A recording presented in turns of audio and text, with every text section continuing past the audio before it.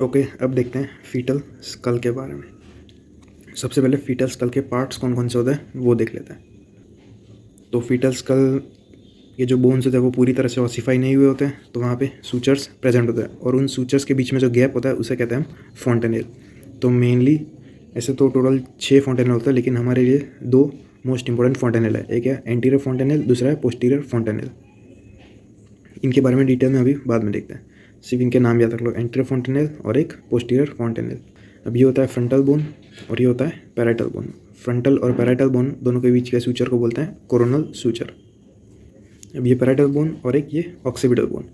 Parietal bone और occipital bone के बीच में जो सूचर होता है उसको बोलते हैं लैम्डोइड सूचर। ये 2 सूचर हो गए। अब तीसरा सूचर यहाँ पे होता है जो 2 पैराइटल बोन्स को सेपरेट करता है एक दूसरे से 2 पैराइटल बोन को सेपरेट करता है, वो होता है सजाइटल सूचर। फिर वैसे ही यहाँ पे एक सूचर होता है जो 2 फ्रंटल बोन को डिवाइड करता है, वो होता है फ्रंटल सूचर।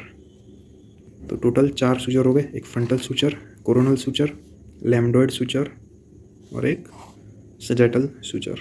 ये ऊपर से ज़्यादा क्लियरली देख सकते हो, ये 2 फ्रंटल बोन के बीच में फ्रंटल सूचर, 2 पैराइटल बोन के बीच में सजाइटल सूचर, फ्रंटल और पैराइटल के बीच में कोरोनल सूचर, ऑक्सीपिटल और पैराइटल बोन के बीच में लैम्डोइड सूचर। अब ये सूचर्स जहाँ पे मीट हो रहा है वहाँ पे गैप होती है, जिन्होंने फॉन्टेनल, ये एंटीरियर फॉन्टेनल और ये पोस्टीरियर फॉन्टेनल। अब एंटीरियर फॉन्टेनल से लेके रूट ऑफ द नोज तक विच इज़ नोन एज ग्लैबुला, ये वाला पार्ट इसको बोलते हैं सिंसिपुट और ब्रो। सिंसिपुट और ब्रो। फिर एंटीरियर फॉन्टेनल और पोस्टीरियर फॉन्टेनल, इन दोनों के बीच के पार्ट को ये बोलते हैं, इसको बोलते हैं वर्टेक्स। ओके, आगे वाला सिंसिपुट या फिर ब्रो और पीछे वाला वर्टेक्स। और पोस्टीरियर फॉन्टेनल के पीछे वाले पार्ट को बोलते हैं ऑक्सीपुट। फिर पीछे एक ऑक्सीपिटल प्रोट्रूबेंस होता है। पोस्टीरियर फॉन्टेनल और ऑक्सीपिटल प्रोट्रूबेंस के बीच के रीजन को बोलते हैं ऑक्सीपुट। फिर ऑक्सीपिटल प्रोट्रूबेंस के बाद वाले एरिया को सब ऑक्सीपिटल रीजन। तो ये parts of the skull bone हो गए। फिर ये चिन बोन होता है, यहाँ पे चिन होती है यहाँ पे, इसको बोलते हैं मेंटम। कि ये मेंटम, ये वाला होगा सब मेंटम। ये सब पार्ट्स जब हम diameter of the fetal skull करेंगे उसमें इंपॉर्टेंट आएंगे। तो ये नाम सारे याद रह गए, 4 सूचर, 2 फॉन्टेनल, फिर ये आगे वाला सिंसिपुट और ब्रो, बीच वाला वर्टेक्स और पीछे ऑक्सीपुट, और उसके बाद सब ऑक्सीपुट रीजन। अब फॉन्टेनल के बारे में देखते हैं। तो एक है एंटीरियर फॉन्टेनल, दूसरा है पोस्टीरियर फॉन्टेनल। एंटीरियर फॉन्टेनल देख सकते हो, it is a diamond shaped, जबकि posterior fontanelle it is triangular shape. Anterior fontanelle का दूसरा नाम है ब्रैगमा और पोस्टीरियर फॉन्टेनल का दूसरा नाम है लैम्डा। कि लैम्डोइड सूचर के पास होता है इसलिए बोलते हैं लैम्डा। और एंटीरियर फॉन्टेनल कौन से सूचर बनाता है? एक होगा ये कोरोनल सूचर, दूसरा ये फ्रंटल सूचर, फिर ये सजाइटल सूचर। तो ये 3 सूचर मिल के बनाते हैं एंटीरियर फॉन्टेनल, जबकि posterior fontanelle formed by lambdoid suture and sagittal suture. अब एंटीरियर फॉन्टेनल के 2 डायमीटर होंगे, एक एंटीरियर पोस्टीरियर और एक ट्रांसवर्स, दोनों सेम साइज़ के होता है, जिस 3 सेंटीमीटर। अब हमें जो फीटल स्कल की साइड आइडेंटिफाई करनी हो, कौन सी एंटीरियर और कौन सी पोस्टीरियर है, तो हम सिंपली फॉन्टेनल को देखेंगे। अगर एंटीरियर डायमंड शेप्ड वाला फॉन्टेनल वो होगा एंटीरियर फॉन्टेनल, तो जिस साइड एंटीरियर फॉन्टेनल होगा वो होगी एंटीरियर साइड, और जिस साइड ट्रायंगुलर फॉन्टेनल होगा यानी पोस्टीरियर फॉन्टेनल होगा वो होगी पोस्टीरियर साइड या ऑक्सीपुट वाली साइड। ये वाली साइड सिंसिपुट वाली साइड और ये ऑक्सीपुट, और बीच में होगा ये पूरा वर्टेक्स। अब फीटल स्कल के डायमीटर्स के बारे में बात करें तो दो टाइप के डायमीटर्स होते हैं इसमें। एक हो गया एंटीरियर पोस्टीरियर डायमीटर और एक ट्रांसवर्स डायमीटर। याद रखना, ट्रांसवर्स डायमीटर छोटे होते हैं compare to anterior posterior diameter. Okay, AP diameters वो बड़े होते हैं कंपेयर टू ट्रांसवर्स डायमीटर। अब ये डायमीटर्स कैसे फॉर्म होता है? ये सारे जितने भी लैंडमार्क्स बताए उन सबको कनेक्ट करने से ही फॉर्म होता है फीटल स्कल के डायमीटर्स। ट्रांसवर्स डायमीटर, उसके तो सिर्फ नाम याद रखना है, वो इमेज में हम नहीं देख सकते प्रॉपरली। तो ट्रांसवर्स डायमीटर का एक निमोनिक है miss Tina so pretty. T से bi mastoid diameter which 7.5 centimetre. Tina से बाई टेम्पोरल, फिर सब पैराइटल और फिर bi parietal. Miss Tina so pretty, bi mastoid, bi temporal, sub parietal और एक बाई पैराइटल। ये हमने असेंडिंग ऑर्डर में देखें। तो सबसे छोटा होगा वो by mastoid which is 7.5 centimetre. सबसे लार्जेस्ट होगा वो by parietal which is 9.5 centimetre. और जो AP डायमीटर्स होते हैं वो इसके बाद स्टार्ट होता है, मतलब वो ट्रांसवर्स से भी बड़े होते हैं। तो सबसे शॉर्टेस्ट या स्मॉलेस्ट डायमीटर इन फीटस का इज बाइमेस्टोइड डायमीटर। अब ये सारे एंटीरो पोस्टीरियर डायमीटर। अब उससे पहले एक चीज़ देखते हैं, एक टर्म है presenting part of the fetus. तो वो क्या होता है, वो जो फीटल हेड का वो वाला पार्ट जो बाहर आ रहा होता है फ्रॉम द पेल्विस। तो ये सपोज फीटल स्कल है, ये पेल्विस है, यहाँ से बाहर आएगा, तो ये वाला जो पार्ट होगा ये होगा presenting part of the fetus. अब इससे हम ये पता कर सकेंगे कि ये इसके डायमीटर से हम ये पता कर सकेंगे कि वजाइनल डिलीवरी पॉसिबल है कि नहीं है। तो हम देख लेते हैं एंटीरो पोस्टीरियर डायमीटर। तो स्टार्ट करेंगे सबसे छोटे डायमीटर से, विच इज़ सब ऑक्सीपिटो ब्रैग्मेटिक। तो सिंपली हमें नाम से ही पता चलेगा, सब ऑक्सीपिटो मतलब सब ऑक्सीपिटल रीजन, ब्रैग्मेटिक मतलब ब्रैग्मा मतलब एंटीरो फॉन्टेनल। तो एंटीरो फॉन्टेनल और सब ऑक्सीपिटो रीजन को कनेक्ट करेगा वो होगा सब ऑक्सीपिटो ब्रैग्मेटिक। इसकी लेंथ है 9.5 सेंटीमीटर, 9.5। फिर दूसरा है सबमेंटम से ब्रैग्मेटिक, सबमेंटो ब्रैग्मेटिक। फिर ऑक्सीपिट से लेके फ्रंटल बोन तक तो ऑक्सीपिटो फ्रंटल। फिर मेंटम से लेके वर्टेक्स तक तो ये मेंटो वर्टिकल। सबमेंटम से लेके वर्टेक्स तक तो ये सबमेंटो वर्टिकल। इस सब ऑक्सीपिट से लेके फ्रंटल बोन तक तो ये सब ऑक्सीपिटो फ्रंटल। तो ये डायमीटर्स हो गए सारे। अब सपोज फीटस की डिलीवरी हुई है और नॉर्मली फीटस जो स्कल होता है वो फ्लेक्स्ड होता है। तो फीटस स्कल जब आगे की तरफ फ्लेक्स्ड होगा तो फिर सबसे ऊपर कौन सा पार्ट आएगा, ये वाला वर्टेक्स पार्ट आएगा। तो वर्टेक्स पार्ट वाला एंगेजिंग डायमीटर कौन सा होगा, सब ऑक्सीपिटो ब्रैग्मेटिक। ओके, ये वर्टेक्स होगा इन पार्शियली या फिर fully flexed. In short flexed head होगा फीटस का, तो उसमें प्रेजेंटिंग पार्ट होगा वर्टेक्स और उसका एंगेजिंग डायमीटर होगा वो होगा sub occipito bregmatic, which is 9.5 centimetre. 3 type की प्रेजेंटेशन हमें देखना है यहाँ पे।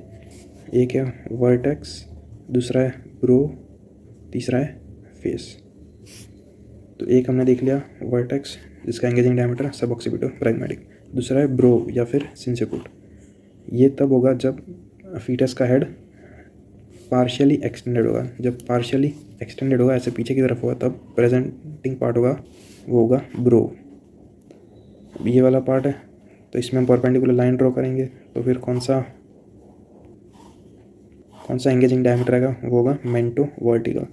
ये ब्रो में आएगा मेंटो वर्टिकल।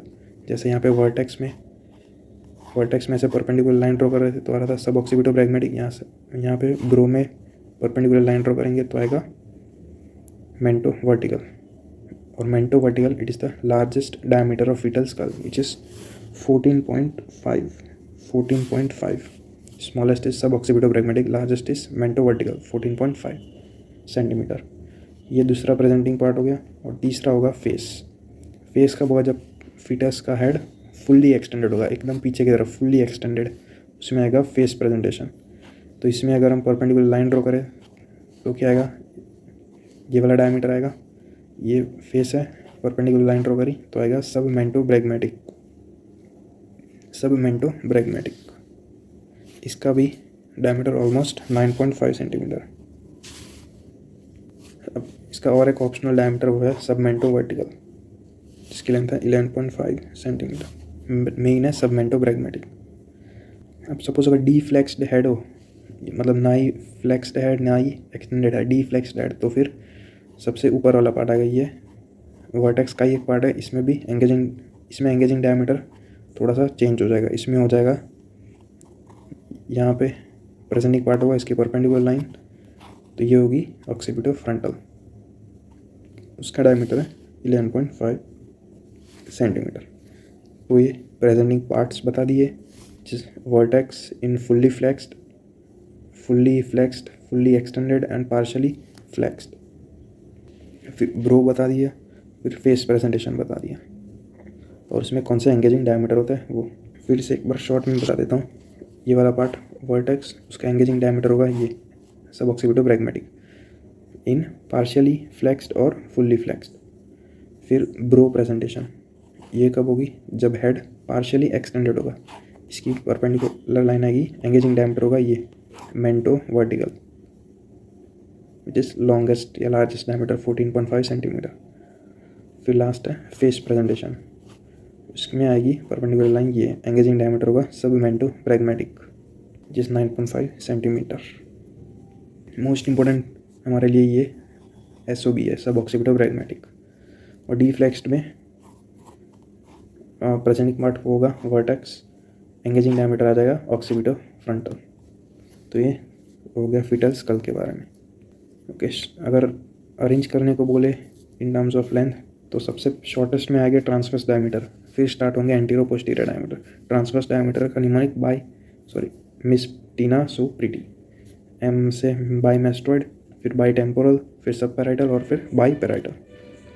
ओवरऑल सबसे largest diameter is mento vertical और एंटीरो पोस्टीरियर में सबसे स्मॉलेस्ट है सब ऑक्सीपिटो प्रैग्मेटिक। अब एक शॉर्ट टॉपिक है विच इज़ मोल्डिंग। मोल्डिंग का मतलब क्या होता है? Alteration in the shape of the fetal skull which is passing through the resistant birth passage during labour.